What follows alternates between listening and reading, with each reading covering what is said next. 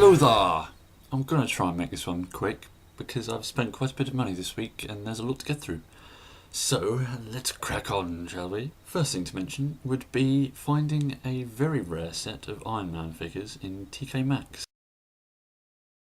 Now, as far as I could tell, these hadn't been released. It was something that I'd heard about through various websites that were intended to come out with Iron Man 2 but never did, and when I found one in TK Maxx, I was pretty sure it had to go on eBay, and I chucked it on there, and well, let's say it went for the highest price I put it up at.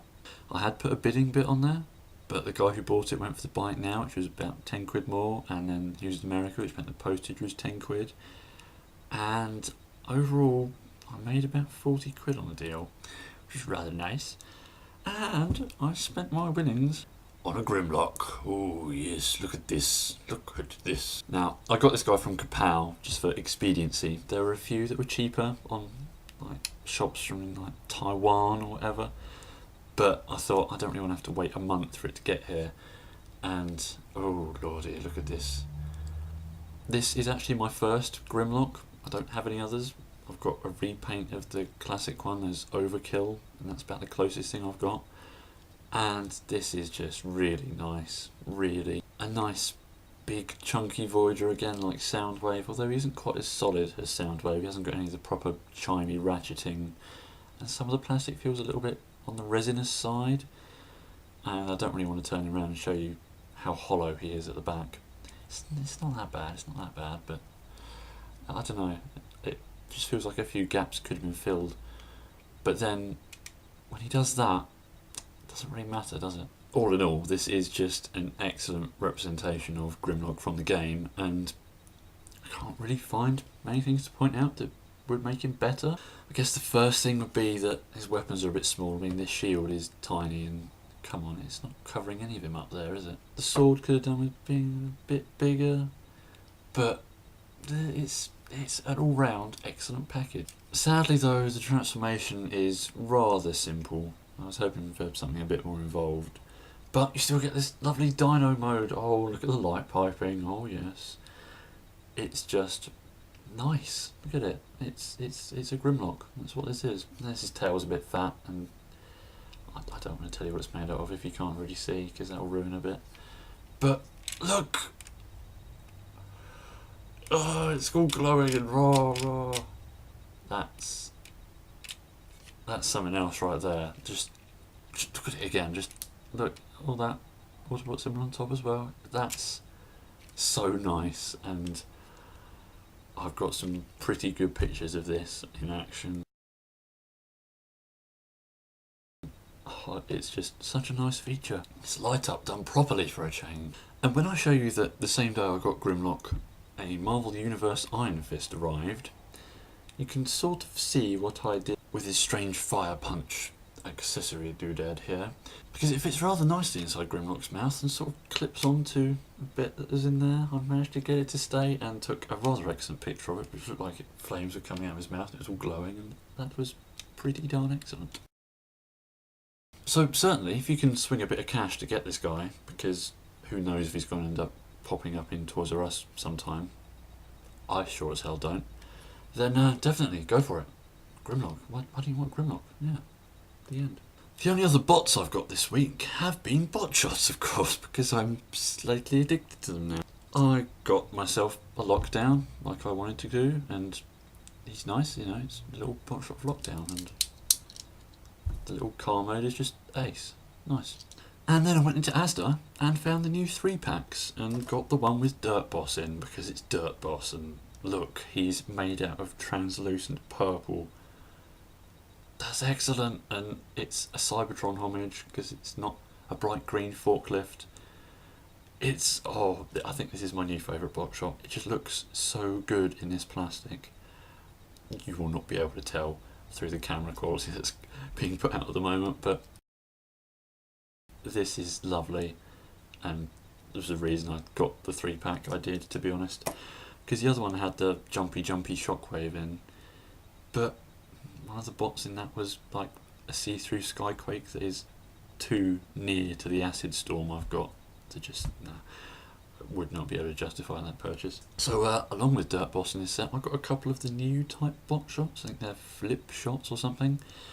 One of them's Cliff Jumper, who is sadly returning to be a Bumblebee repaint.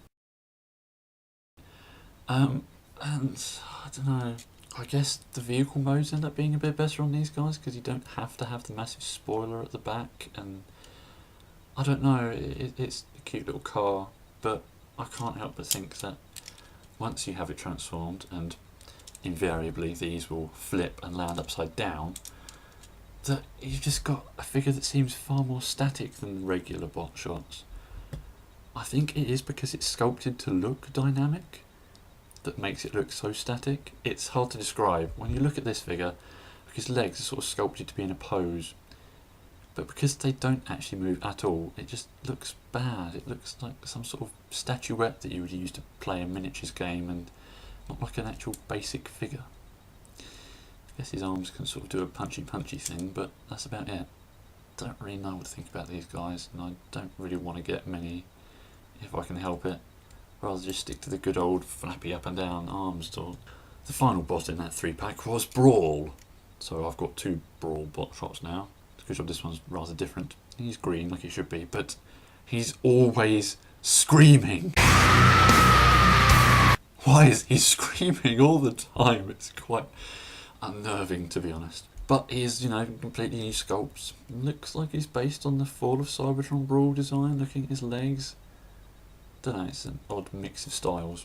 And then if he behaves and stays as a tank, I can show you that his treads are insanely detailed, more than you would normally find on a tank bot, and, well, to be honest, he just ends up looking like a generic tank. He's green, and he's got a big ramming bit at the front with some spikes on, and I don't know, there's nothing really here that screams Brawl, but I guess it's okay. I still prefer the blue one though. That brings us to the end of the actual Transformers part of this week in TFs, because as seems more customary these days, I'm now going to start talking about other things, in which I think it's time to have a little, I don't know, subtitle segment maybe? Yes, it's time to wave some superheroes in front of your face instead of some robots. I already showed you the Iron Fist I got. He was cheap. I thought it would be good to have an Iron Fist figure, get him into loads of martial arts poses. Kung Fu! He's a character that I do quite like. I've never really read any of his proper comics, only like when he appears in other things like the Avengers, and I like his character. He's all mystical martial arts, you know, use your inner cheese, stuff like that. So I took a bit of a punt, and I'm quite glad I did. He's a worthy addition to my little Marvel collection. Yes, like unto a thing of iron. Speaking of iron, I've got myself another large Iron Man from the Iron Man 3 Marvel Legends lot, because I've decided I do want to build that giant ironmonger. So I've ended up with the classic Iron Man here, and it's just, oh my word. I think this might actually be nicer than the Heroic Age one. I'm doing that because it's over there somewhere. Oh, I've written a review about this guy on Full Metal Hero as a blog post. If you'd like to read it, you can go and have a look. I might put a link. This is just a phenomenal figure, and I thought the Heroic Age one was good. And to be honest, this is just like a repaint of an older Marvel Legends figure that Hasbro put out, but it seems better. The range of movement on all the joints is just far superior, and it's so shiny, and the sculpt is excellent, and really I don't think you can find a better 6-inch Iron Man at the moment than this guy. It does come with another noggin, which is the sort of horned helmet, but I just think that looks a bit evil, and I don't really like it. And it requires a feat of supreme strength to swap the heads out, so I think I'm just going to leave him like that for now.